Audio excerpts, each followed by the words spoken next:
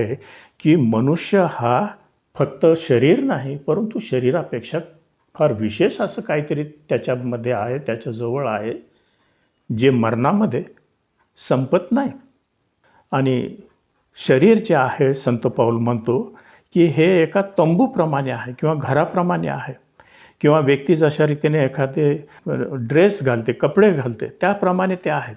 मरणाच्या वेळेला हा तंबू किंवा हा ड्रेस टाकून देतो आणि त्याच्यानंतर पुढं काहीतरी आहे.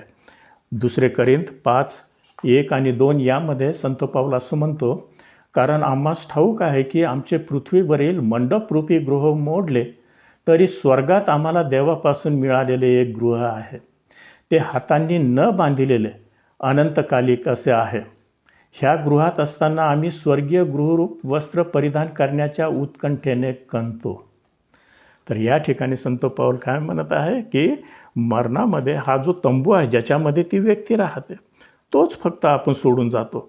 जे कपडे समजा आहेत, जशा रीतीने आपण ते बदलतो, तशा रीतीने मरण आहे, असं संत पाऊल या ठिकाणी त्याचे रदगत, त्याचे मनोगत व्यक्त करत आहेत, अर्थात पवित्र आत्म्याच्या प्रेरणेने.